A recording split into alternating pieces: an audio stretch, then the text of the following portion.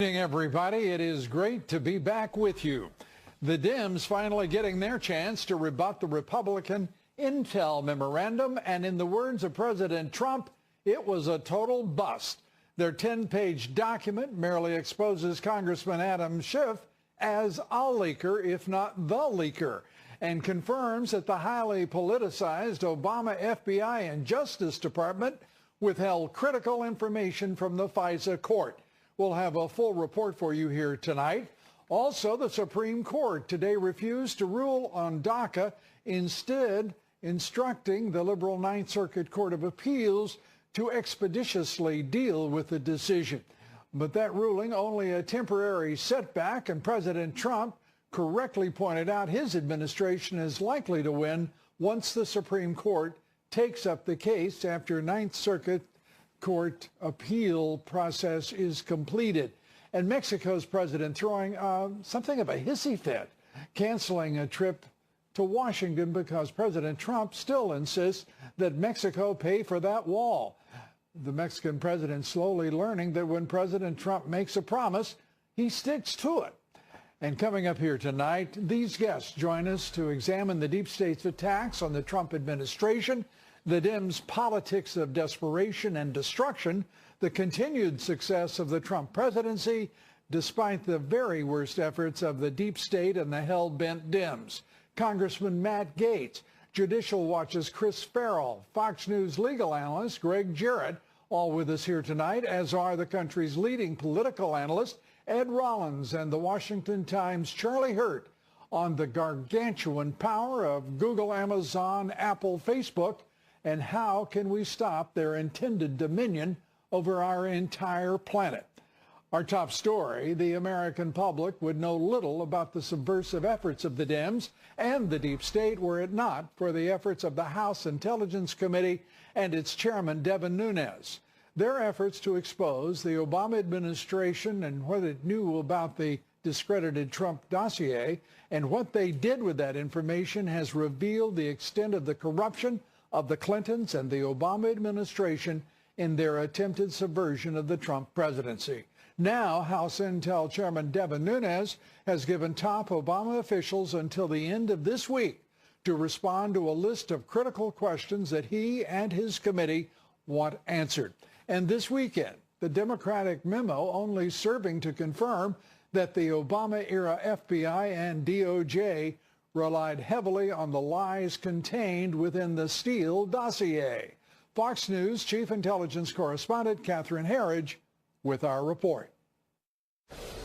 Current and former government officials, including former FBI Director James Comey, former CIA Director John Brennan, and former Intelligence Chief James Clapper, have until Friday to tell the House Intelligence Committee when they knew the Trump dossier was funded by the DNC and Clinton campaign. Subpoenas are in play. If they don't answer those 10 questions truthfully and fully, then yes. Responding to Republican allegations earlier this month that the FBI and Justice Department were guilty of surveillance abuses during the 2016 campaign, the Democrats' counter memo was released over the weekend with redactions at the FBI's request. Democrats conclude there was intelligence beyond the Trump dossier to justify surveillance of a campaign aide. The FBI acted appropriately in seeking a warrant on Carter Page. They're not part of some deep state, as the president apparently would like the public to believe. The Democrats said multiple sources, which are redacted, corroborate dossier allegations. But this appears to conflict with former FBI Director James Comey's 2017 congressional testimony. 3 months after the Page surveillance warrant in October 2016, Comey briefed the incoming president at Trump Tower and still considered the dossier salacious and unverified. The Democrats also emphasized the FISA court knew the dossier was a political document, but specifics about who funded the project were properly withheld because of the FBI's long-standing tradition to protect sources. The bottom line with the court is this, that we can't have a secret court operate like this in America where they're going to take and use it against political enemies. The Republican memo said former FBI Deputy Director Andrew McCabe testified that the Bureau would never have sought the Page surveillance warrant without the dossier. The Democrats do not directly challenge the finding, and it gets only a passing reference in the press release fact sheet. Lou? Catherine, thank you very much. Catherine Herridge from Washington. Our first guest has been working tirelessly to sound the alarm on deep state corruption at the FBI and beyond. We're joined tonight by Congressman Matt Gaetz of Florida. He serves on a number of key committees. They include Judiciary, Budget, and Armed Services.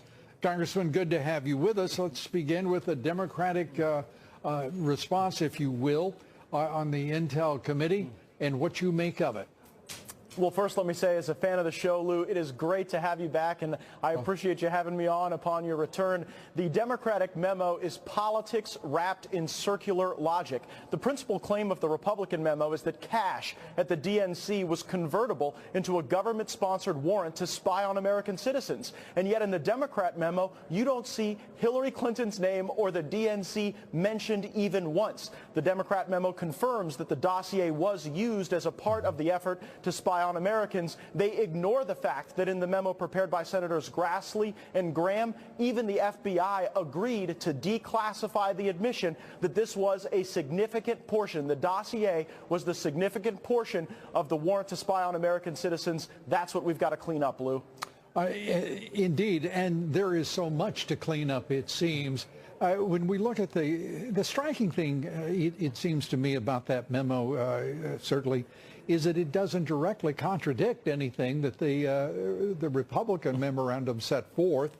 It also makes it clear that the smear research firm of Fusion GPS, make that Fusion GPS, it was clearly involved in a smear against the presidential candidate, Donald Trump, and then that was used by the FBI and the Department of Justice before the FISA court. I mean, this is reaching levels that are irresistible, it seems, when you consider calling for a second special counsel or further investigation by the DOJ itself. Well, you're absolutely right, Lou, and the Democrats trying to explain the FBI's conduct are in a rhetorical tailspin. I recall when Adam Schiff was reading the dossier into the record as if it was the Magna Carta, and now all of a sudden you have him trying to de-emphasize the role of the dossier in getting the warrant to spy on American citizens. So time and again, Democrats have been inconsistent. They've fought against transparency, and we've got to drain this swamp by finding out who was engaged in these improper practices, and there need to be real consequences. And I think some people will go to jail. Yeah, and certainly it appears that a large number of people perhaps even may be on their way to jail.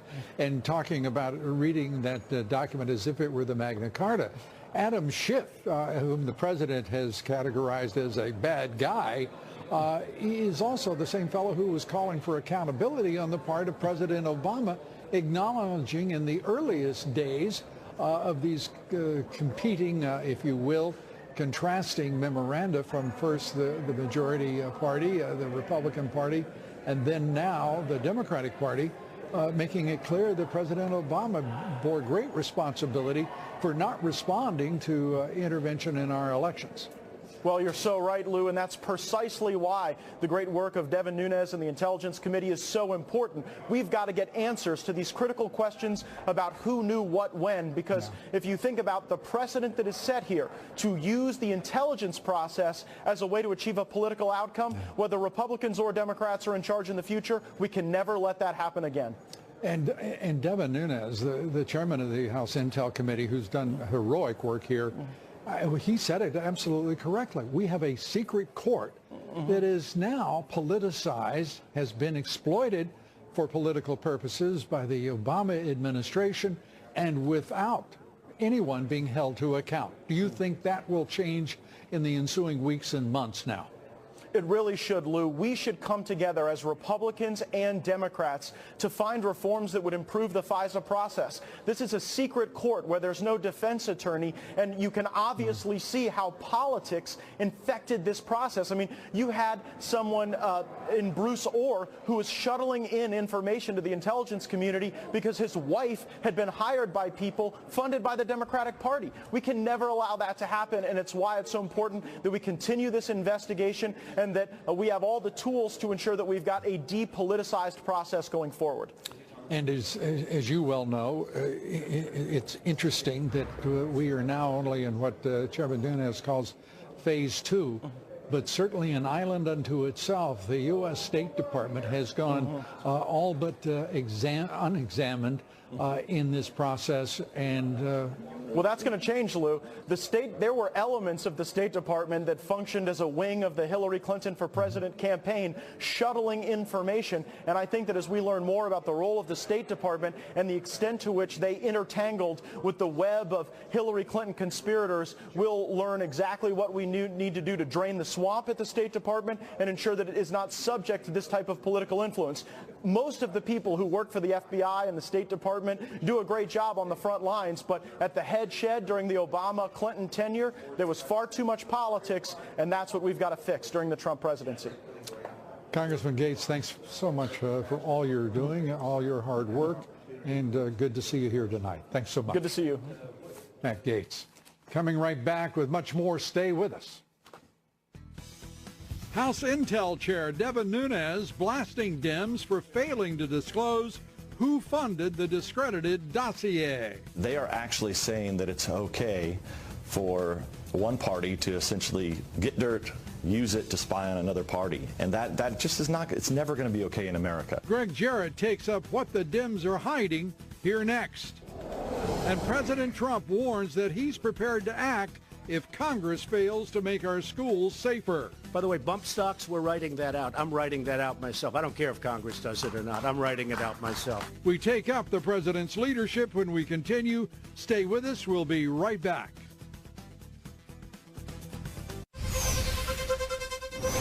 Broward County Sheriff Scott Israel is under assault. He's battling calls for his resignation after a long list of mistakes before the Parkland school shooting and during that shooting. We've learned that Broward County deputies were called to Nicholas Cruz's home 39 times over a 7-year period. Deputies received at least 18 calls warning them about Cruz, and as many as 4 deputies reportedly remained outside the school during the shooting. But Sheriff Israel remains defiant and continues to blame everyone from local politicians to the NRA for the Broward County Sheriff Office's failures during that mass shooting. The Supreme Court today refused to take up the Trump administration's appeal to end DACA. President Trump blasted the decision, which kicks the case back to the notoriously left-wing Ninth Circuit Court of Appeals. Nothing's as bad as the Ninth Circuit. It's really sad when every single case filed against us is in the Ninth Circuit. We lose, and then we do fine in the Supreme Court. But what does that tell you about our court system? It's a very, very sad thing. A sad court system, a frustrating court system often. Joining us now, Fox News legal analyst Greg Jarrett. Greg, great to see you tonight. Good to see you. Let's start with that ruling, the Supreme Court kicking back what had been a request for an expedited hearing by the Supreme Court. What does it mean? Well, it's not a surprise to the Supreme. I wouldn't read anything into it. They hate to litigate cases that haven't been fully reviewed in the lower courts. This one hasn't, so it's up to the Ninth Circuit. By the way, if you want to make a lot of money, always bet against the Ninth Circuit. They have, what, a reversal rate, something around 80%. Yeah, they're pretty awful. But look, also Congress may act. I know it seems like a long shot at this point in time. And that would render any decision by the Supreme Court moot. They don't like to decide cases unless they absolutely have to. Wait a minute, look there. I mean, yeah. I got that number right. I know. I thought, See what I'm telling you? Bet against the Ninth Circuit. I'm really surprised myself.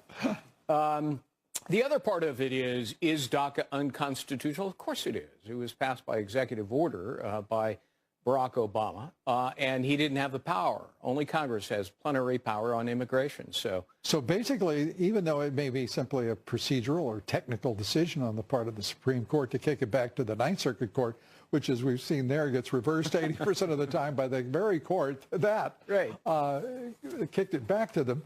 I mean, what sense does this make? It is they're leaving in place an order by a president that is unconstitutional, of course, and has no foundation.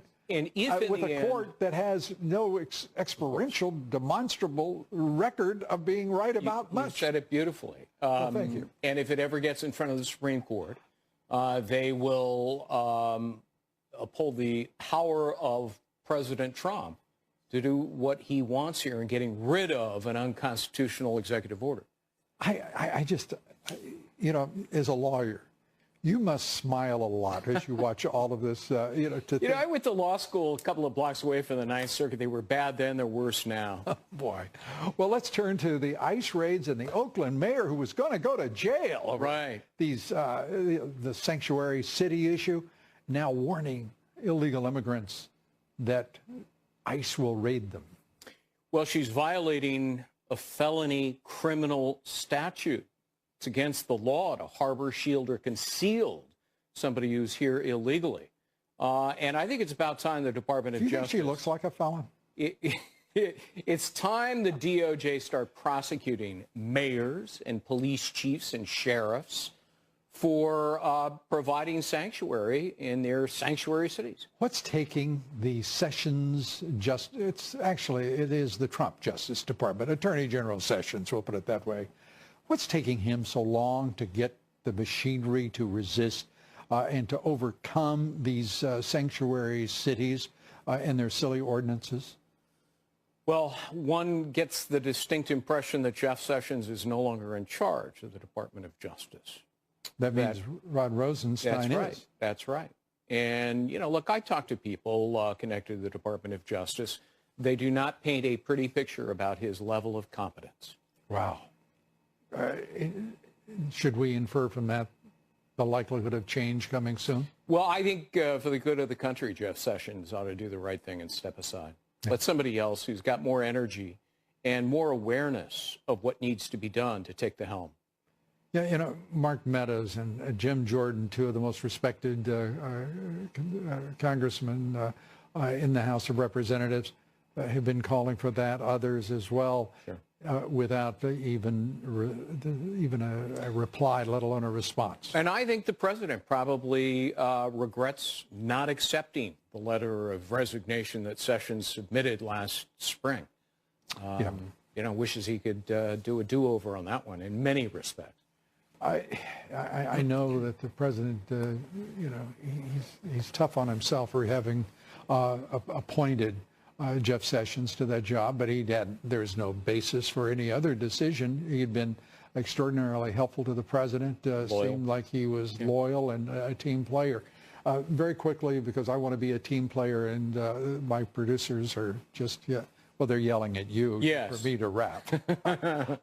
But very quickly, the Dem intel response to the Republican memorandum, what do you make of it and the Schiff authorship? Well, I thought the dossier itself was hilarious, but Adam Schiff's Dem memo is so laughable. You really have to keep reading and reading. If you're down, you'll feel up because you'll get a good laugh out of it. It's poorly written. It's just sloppy, amateurish. He must not have been much of a lawyer in California. He doesn't contradict, as you pointed out, anything in the majority intel memo. All right. As always, Greg Jarrett, thank you so much. Appreciate it. Be sure to vote in tonight's poll. The question, do you believe that Dems' memo clearly demonstrates they have no defense against charges of Clinton and Obama corruption and collusion? Cast your vote on Twitter at Lou Dobbs. We'd like to hear from you, as always, on the question of the evening. Follow me on Twitter at Lou Dobbs. Like me on Facebook. Follow me on Instagram at Lou Dobbs Tonight. On Wall Street, stocks posting sharp gains and a big rally. The Dow Jones Industrial surged 399 points today.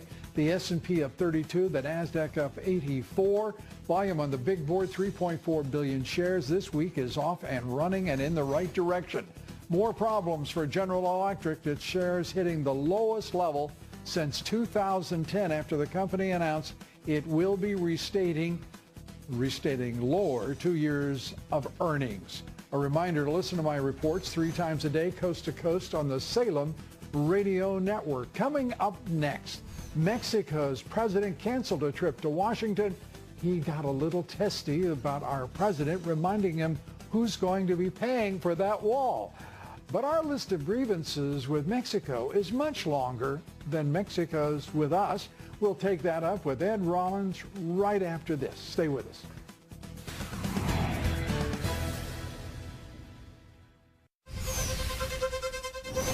An extraordinary power grab by China's President Xi Jinping China's Communist Party has decided to abolish presidential term limits.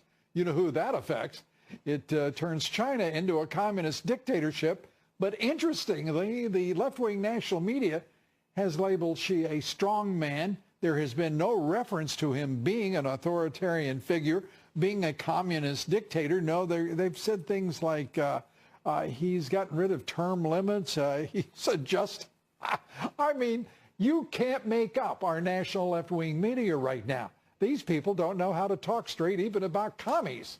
And Mexico's president calling off an official trip to Washington after a tense telephone call with the president. Enrique Peña Nieto still testy when the president brought up paying for the wall. But it does beg the question, should the United States be testy with him? Testy about the millions of illegal immigrants that cross the border at the behest of and the direction and support of the Mexican government, that cartels send more than $60 billion worth of illegal drugs across that border into the United States every year, or that $26 billion of remittances go to Mexico just last year? How about the tens of billions of dollars in trade deficits? And he's getting testy with President Trump? Are you kidding me? Joining me now, former Reagan White House political director, Fox Business contributor, the world. Yeah, I'm not going to leave this just to the USA. That's too parochial. He is the world's leading political analyst. Great to have you here. Thank you. The Xi story, which I hope we're going to talk about, is a very significant story because you have no choice. You brought it up because you now have 4 or 5 of these major players that have longevity. He will be there for 20 years. Putin will be there for 20 years. They don't have to worry about elections. They can do whatever they want to do. Aragon and Turkey, the Iranians, the Egyptians. And it's a good thing we have Donald Trump for the simple reason Donald Trump's foreign policy. You named one friend in all of that. And that's Sisi in Egypt. Well, yes, but he's still a strong man. I mean, it's just he's our strong man, which is important. And people have to understand Trump's foreign policy is very simple. Whatever Obama and Hillary and John Kerry were for, we're against. We had 8 years of weakness, and I think to a certain extent we need someone strong to stand up. President of Mexico doesn't want to come visit us. Fine, he can go, but he doesn't have to come visit. Is that not the silliest thing? That absolutely. You don't like a harsh phone call? Well, then get into a harsh meeting. You know, I mean, Mexico. First of all, they don't tell the truth about anything. Right. I mean, let's be clear.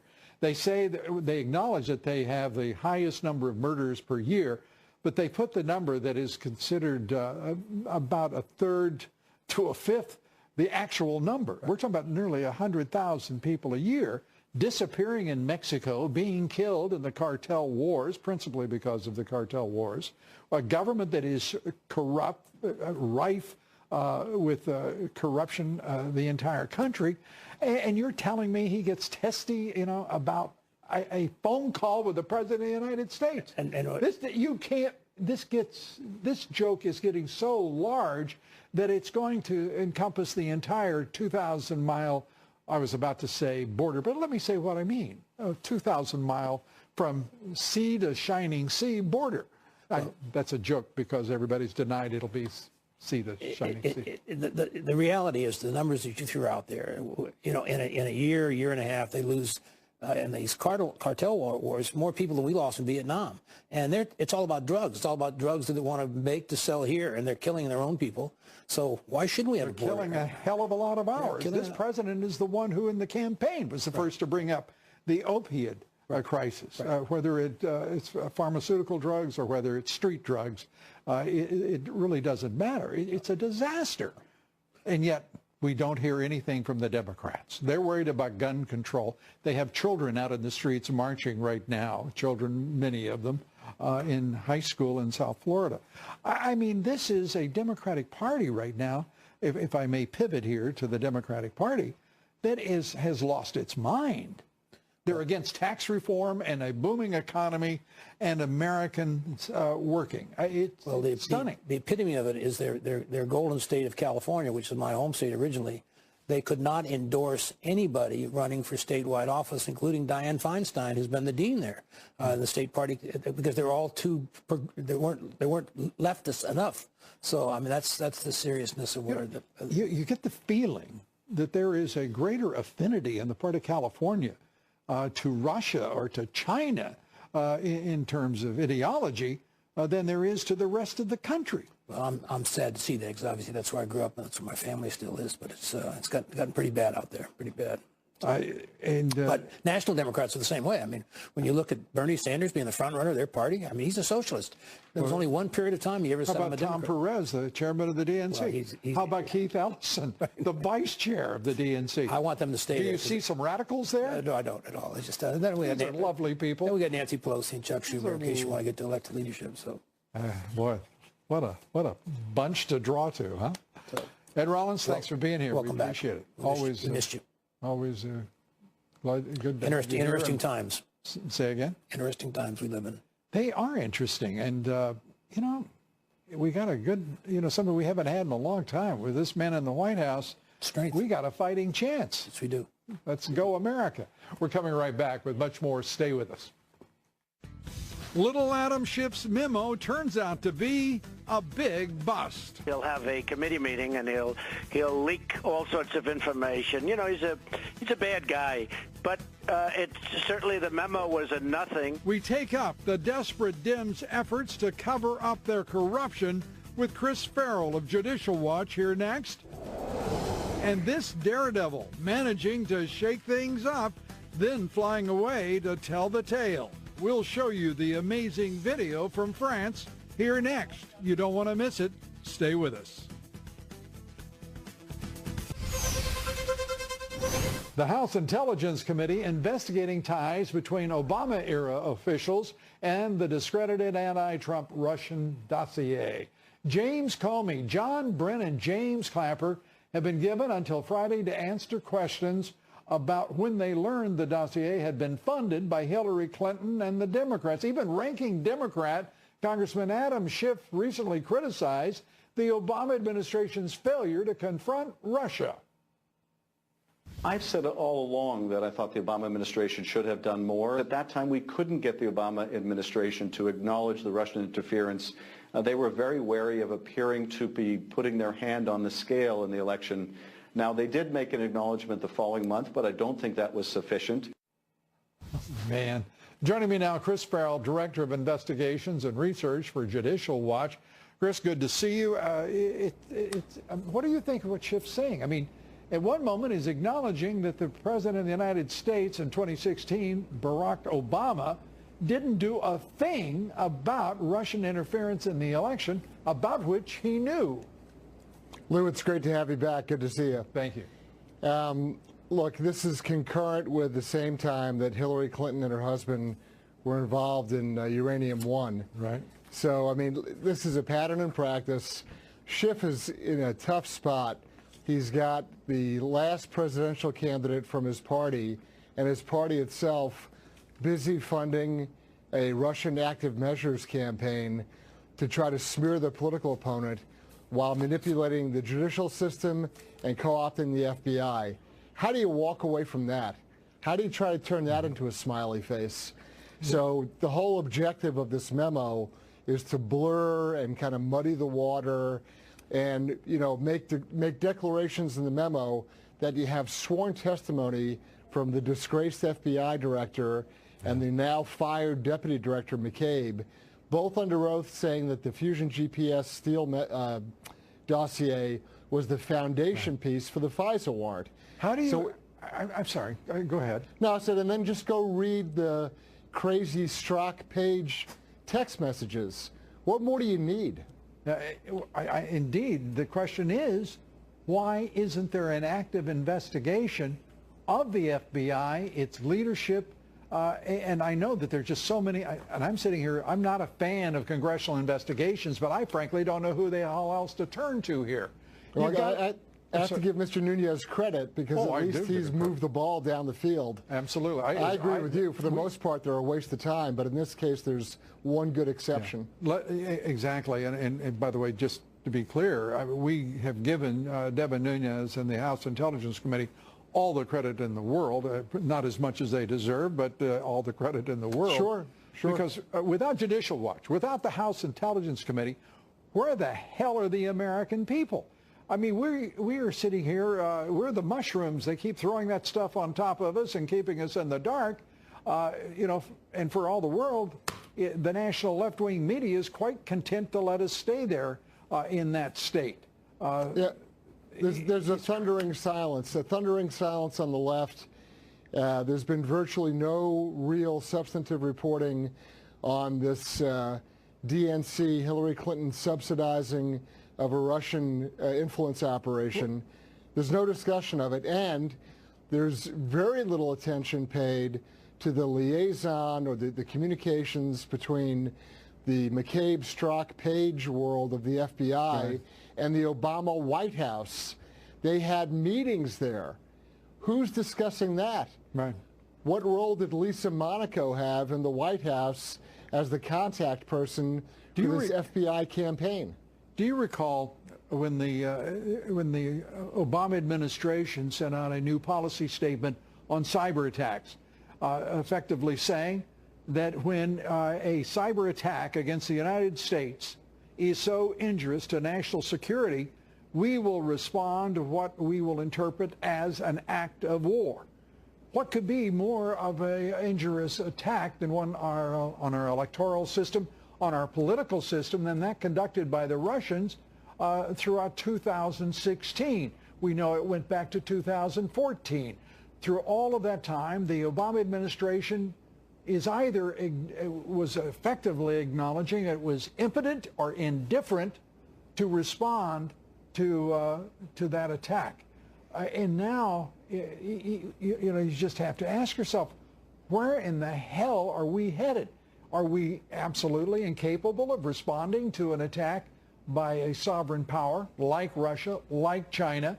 Or are we, in point of fact, trying to play a different game here? Somehow, we've got to make sense of the last 5 years in this country, and it's very hard to do without taking a look at the entire Obama administration and its policies and its decisions and choices in foreign policy. Their predisposition was a race to the bottom, right? They wanted to define what a new normal was. They wanted to advocate our simply accepting terrorism as that's just the way it's going to be. They had the same approach with respect to our foreign policy, leading from behind. They had the same approach when it came to Russia. So there's no, they're coming from an ideological and philosophical point of view that was about the denigration of the United States, and they were willing to accept that. So no one should be surprised. You know, Obama promised fundamental transformation, and he delivered.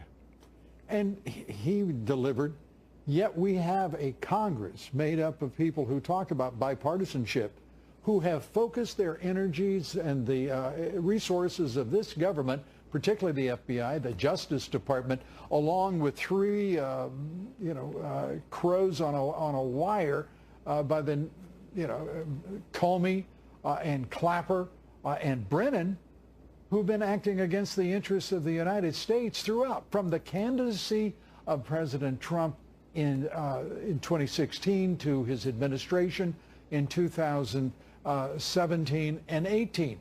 This is an affront to the American system of government.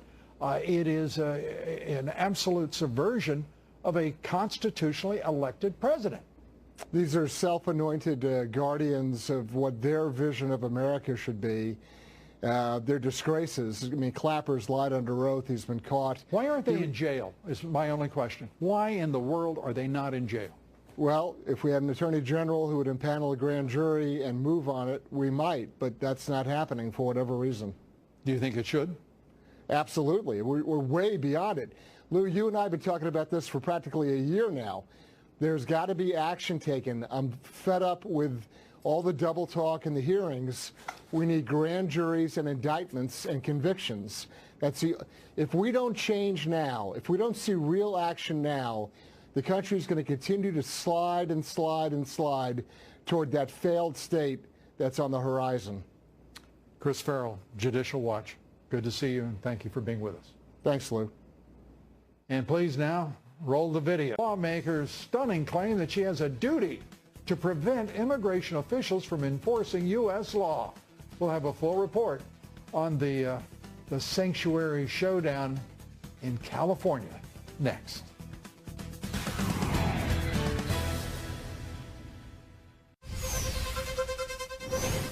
Outrage tonight over a California mayor's defiance of federal immigration laws. The mayor claims she has a moral obligation to warn illegal immigrants of ICE raids. Fox News chief correspondent Jonathan Hunt with our report. Oakland Mayor Libby Schaaf says she warned residents of impending raids so they could prepare, not panic. And she reiterated her city's determination to resist the Trump administration's crackdown on illegal immigration. It is our legal right to not expend our precious law enforcement resources on assisting the federal government in enforcing what is a civil federal matter. And she encouraged any targeted illegal immigrants to resist arrest efforts by immigration and customs enforcement agents. Residents should know that they do not have an obligation to open their doors if an ICE official knocks. And while video has been posted on social media of at least one arrest in the Bay Area and several other arrests reported, officials with ICE say simply that they conduct operations every day. In a statement, spokesman James Schwab criticized sanctuary cities like Oakland, saying they are not immune from federal law and that forcing ICE to assign additional resources to conduct arrests in the community puts the safety of officers and the public at greater risk. As the Trump administration's feud with California over immigration builds, its relationship with Mexico continues to deteriorate. According to the Washington Post, Mexico's president, Enrique Peña Nieto, canceled his tentative White House visit after President Trump rejected Nieto's request to publicly affirm Mexico's position of refusing to pay for the proposed border wall. It's unclear at this point what, if any, effect this latest disagreement over the wall will have on the two administrations' negotiations on other issues, including, of course, the North American Free Trade Agreement. In Los Angeles, Jonathan Hunt, Fox News. And coming up, the national left-wing media puts its bias on full display at the Olympics, of all things. And the president's daughter hitting back with a gold medal-worthy takedown. Charlie Hurd joins me here next. Stay with us.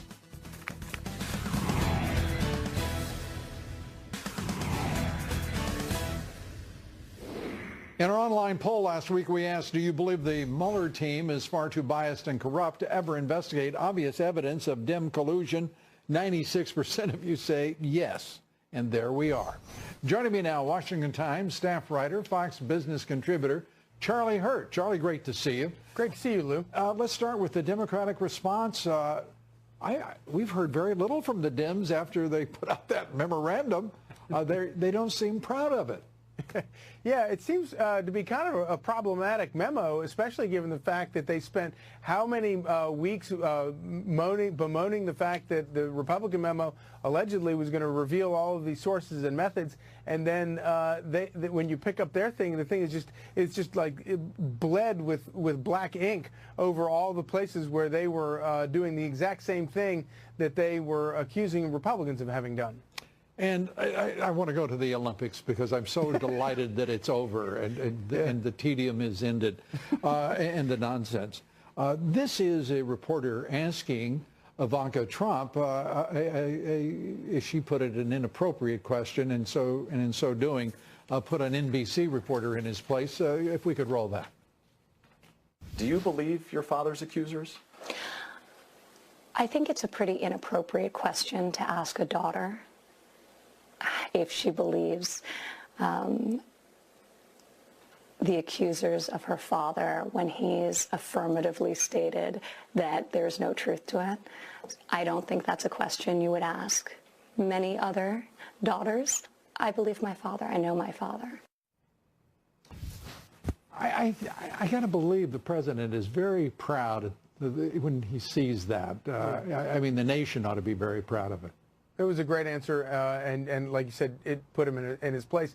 Because of course the question itself, while I'm no a fan of banning questions or saying questions that shouldn't be asked, I say ask them all. Who cares? But it did reveal the guy to be it was a rude question, and you know that he never would have asked anybody else that question. And the only reason he asked her is because she's the daughter of Donald Trump. And across the media, all of these press people, they all believe that it is open season. You're allowed to say whatever you want to say about Donald Trump or his family. Yeah. And in this case, he was not looking to get an answer out of her. He was trying to make a statement, and these days that's perfectly accepted. And he was left sucking air. And it is kind of fun because we got a nice 2008 incident in which David Schuster, you remember him, he was suspended for 2 weeks when he suggested Chelsea Clinton was being, quote, pimped out when she was campaigning for her mother. Can you imagine? Yeah. I had Schuster ask the question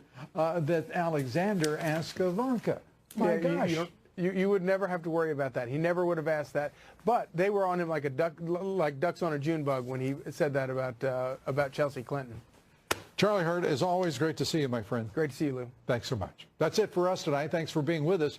Congressman Mark Meadows, RNC Chair Ronald McDaniel will join us tomorrow. Please do so as well. Good night.